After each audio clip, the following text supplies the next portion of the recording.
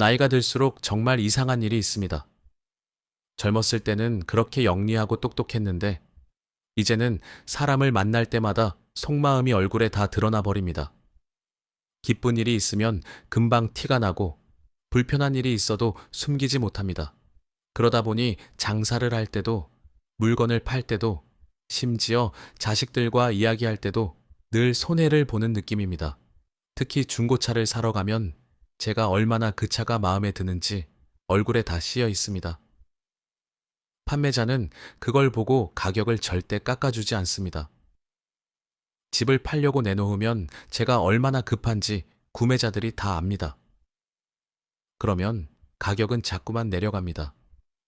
이런 일이 반복되다 보면 스스로가 한심하게 느껴질 때도 있습니다. 하지만 오늘 이 영상에는 여러분이 찾던 답이 있습니다. 200년 전 다산 정약용 선생께서 목민심서를 통해 남기신 가르침 속에 바로 그 해법이 담겨 있습니다. 선생께서는 사람을 대할 때 어떻게 해야 손해를 보지 않고 어떻게 해야 상대의 속내를 파악하면서도 내 마음은 지킬 수 있는지 구체적인 방법을 제시하셨습니다. 이 영상을 끝까지 들으시면 더 이상 사람을 만날 때마다 불안해하지 않으실 겁니다. 상대가 무슨 생각을 하는지 먼저 파악하면서도 정작 내 속마음은 철저히 지키는 방법을 알게 되실 겁니다. 만약 이런 내용이 도움이 되실 것 같으시다면 지금 구독 버튼을 눌러주시고 좋아요도 함께 부탁드립니다. 그럼 이제 다산의 가르침 속으로 함께 들어가 보겠습니다. 다산은 목민심서에서 이렇게 가르치셨습니다.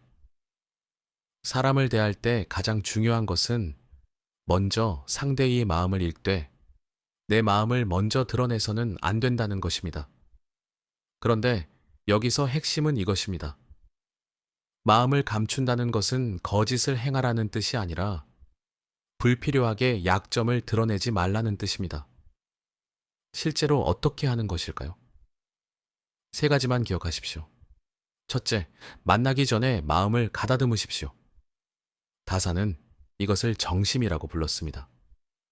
급한 일이 있어도, 절실한 일이 있어도 문을 나서기 전에는 그 마음을 내려놓으십시오. 깊게 숨을 쉬고 얼굴 근육을 편안하게 풀고 어깨의 긴장을 푸십시오. 이것만 해도 표정이 달라집니다. 둘째, 말을 시작하기 전에 상대의 말을 먼저 들으십시오. 다사는 이것을 선청후원이라고 가르치셨습니다. 먼저 듣고 나중에 말한다는 뜻입니다. 여러분이 먼저 말을 꺼내면 그 말 속에 의도가 다 드러납니다. 하지만 상대가 먼저 말하게 하면 상대의 의도를 먼저 파악할 수 있습니다. 셋째, 시간을 여러분의 편으로 만드십시오. 급한 사람이 지는 법입니다. 그러니 절대 급하게 보이지 마십시오. 상대가 제안을 하면 바로 대답하지 말고 잠시 생각하는 시간을 가지십시오. 그러면 오히려 상대가 불안해집니다. 이제 실제 상황에서 어떻게 쓰는지 말씀드리겠습니다. 중고차를 살 때입니다. 대부분의 사람들은 차를 보러 가서 이렇게 합니다.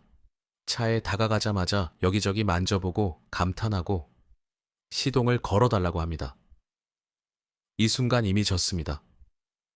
판매자는 이 사람이 이 차를 사고 싶어 한다는 것을 압니다. 다산의 방식은 다릅니다. 차를 보러 가되 마치 여러 차를 보고 있는 중 하나인 것처럼 행동하십시오. 실제로 여러 차를 보는 것이 좋습니다. 판매자가 차의 장점을 설명하면 조용히 듣되 고개를 끄덕이지는 마십시오. 오히려 작은 흠집을 찾아보십시오. 작은 소음을 지적하십시오. 판매자가 가격을 말하면 생각보다 비싸다는 표정만 지으십시오. 화를 내지도 말고 비난하지도 마십시오. 그저 다른 차들과 비교해 봐야겠다고 하십시오. 판매자가 가격을 깎아주겠다고 하면 바로 좋다고 하지 마십시오. 얼마나 깎아줄 것인지 먼저 들으십시오. 그리고 그것도 생각해 보겠다고 하십시오. 집을 팔 때는 더 중요합니다. 제 지인 한 분은 급하게 이사를 가야 하는 상황이었습니다. 하지만 집을 보러 온 사람들에게는 전혀 급한 내색을 하지 않았습니다. 오히려 이렇게 말했습니다. 좋은 분에게 팔고 싶어서 천천히 보고 있다고 말입니다. 구매자가 가격을 깎으려 하면 그냥 안 된다고만 했습니다. 설명도 하지 않았습니다. 변명도 하지 않았습니다. 그러자 신기한 일이 일어났습니다.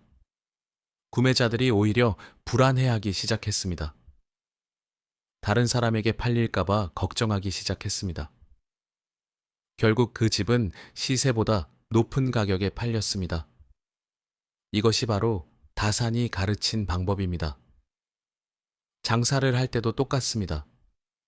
시장에서 물건을 파는 한 할머니가 있었습니다. 다른 상인들은 손님이 오면 사달라고 애원했습니다. 하지만 이 할머니는 달랐습니다. 손님이 물건을 보면 그냥 조용히 있었습니다. 손님이 가격을 물으면 담담하게 대답했습니다. 손님이 깎아달라고 하면 안 된다고 단호하게 말했습니다. 사람들은 이상하게 생각했습니다. 왜 저 할머니는 장사를 그렇게 하는가? 하지만 결과는 놀라웠습니다. 그 할머니의 물건이 가장 비싼 값에 팔렸습니다. 왜일까요? 사람들은 귀한 것은 쉽게 얻을 수 없다고 생각하기 때문입니다. 애원하는 사람의 물건은 급해서 파는 것이고, 당당한 사람의 물건은 좋아서 사가는 것입니다. 다산은 유배지에서 18년을 견뎠습니다. 가난했고, 외로웠고, 억울했습니다. 하지만 누구에게도 약점을 보이지 않으셨습니다. 선생께서는 이렇게 말씀하셨습니다. 어려울 때일수록 더 단단해져야 한다고 하셨습니다. 약할 때일수록 더 강해 보여야 한다고 하셨습니다. 여러분도 마찬가지입니다. 나이가 들었다고 힘이 없다고 약해 보이면 세상은 여러분을 만만하게 봅니다. 하지만 오늘부터는 달라지십시오. 내일 누군가를 만나기 전에 깊게 숨을 쉬고 마음을 가다듬으십시오. 대화를 시작할 때 상대의 말을 먼저 들으십시오. 흥정을 할 때 절대 급한 마음을 드러내지 마십시오. 이것은 단순한 기술이 아닙니다. 이것은 삶의 태도입니다.